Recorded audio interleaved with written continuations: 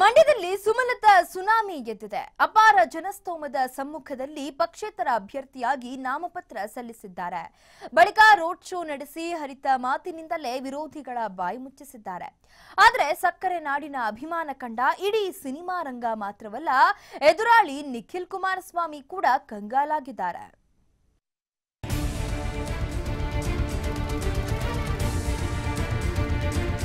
ಚಾಮುಂಡೇಶ್ವರಿಗೆ ನಮನ, ಸುಮಲತಾಗೆ ಗಜಬಲ, ಬೃಹತ್ ಮೆರವಣಿಗೆ, ಅಭಿಮಾನಿಗಳ ಹರ್ಷೋದ್ಗಾರ.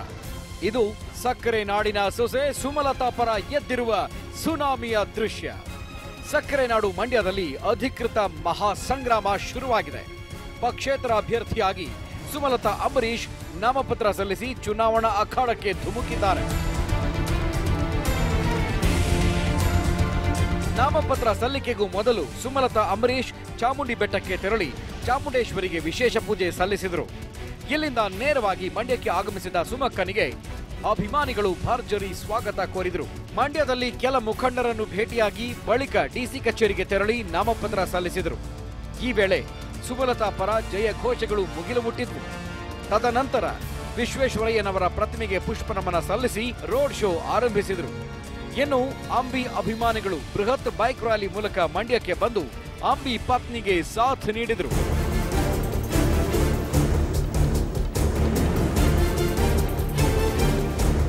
ಸರ್ ಎಂಬಿ ಪುತ್ಥಳಿಯಿಂದ ಸಿಲ್ವರ್ ಜುಬಿಲಿ ಪಾರ್ಕ್ ವರೆಗೂ ಸುಮಲತಾ ಅಂಬರೀಶ್ ಭರ್ಜರಿ ರೋಡ್ ಶೋ ನಡೆಸಿದರು. ಈ ಮೆರವಣಿಗೆಗೆ ಜನಸಾಗರವೇ ಹರಿದು ಬಂದಿತ್ತು.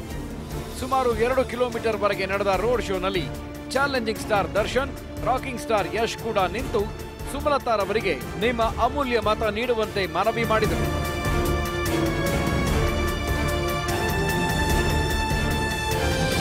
ಸಿಲ್ವರ್ ಜೂಬಿಲಿ ಪಾರ್ಕ್ನಲ್ಲಿ ನಡೆದ ಸಮಾವೇಶದಲ್ಲಿ ಸುಮಲತಾ ದೋಸ್ತಿಗಳ ವಿರುದ್ಧ ಸಮರ ಸಾರಿದ್ರು.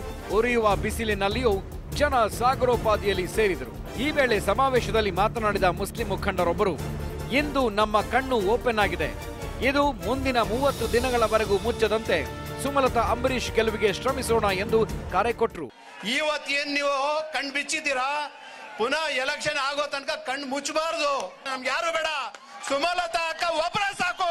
ನಾವು ಅಭಿವೃದ್ಧಿ ಮಾಡ್ತೀವಿ. ಮಂಡ್ಯ ಯಾವ ತರ ಇತ್ತು, ಯಾವ ತರ ಆಗುತ್ತೆ ಅಂತ ಹೇಳ್ಬಿಟ್ಟು ನಿಮ್ಗೆ ತೋರಿಸ್ಕೊಡ್ತೀವಿ ನಾವು. ಇದಾದ ಬಳಿಕ ಮಾತನಾಡಿದ ಸ್ಯಾಂಡಲ್ವುಡ್ ನ ಹಿರಿಯ ನಟ ದೊಡ್ಡಣ್ಣ, ಅಂಬರೀಶ್ ಗುಣಗಾನ ಮಾಡಿದ್ರು.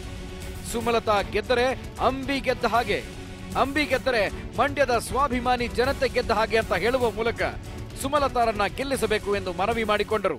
ಸುಬ್ಬಮ್ಮ ಗೆದ್ರೆ ಅಂಬರೀಶ್ ಗೆಲ್ತಾನೆ, ಅಂಬರೀಶ್ ಗೆದ್ರೆ ಮಂಡ್ಯ ಗೆಲ್ಲುತ್ತೆ, ಮಂಡ್ಯ ಸ್ವಾಭಿಮಾನಿಗಳು ಗೆಲ್ತಾರೆ. ಇನ್ನು ಅಂಬರೀಶ್ ಆಪ್ತ ರಾಕ್ ಲೈನ್ ವೆಂಕಟೇಶ್ ಕೂಡ ಯಾವುದೇ ಆಸೆ ಆಮಿಷಗಳಿಗೆ ಬಲಿಯಾಗದೆ ಸುಮಲತಾರನ್ನ ಗೆಲ್ಲಿಸಿ ಎಂದು ಮತದಾರರಲ್ಲಿ ವಿನಂತಿ ಮಾಡಿಕೊಂಡ್ರು. ನಿಮ್ಮ ಮನೆ ಗೌಡ್ತಿ, ನಿಮ್ಮ ಮನೆ ಸೊಸೆ, ನಿಮ್ಮ ಮನೆ ಮಗಳು, ಇದನ್ನ ಮನಸ್ಸಲ್ಲಿಟ್ಕೊಳ್ಳಿ. ದಯವಿಟ್ಟು ಯಾವುದೇ ಆಸೆಗೂ ನೀವು ಮಣಿಬೇಡಿ. ಒಟ್ಟಾರೆ ಸುಮಲತಾ ನಾಮಪತ್ರ ಸಲ್ಲಿಕೆಯಿಂದ ಮಂಡ್ಯ ಲೋಕಸಭಾ ಅಖಾಡ ಮತ್ತಷ್ಟು ರಂಗೇರಿದೆ.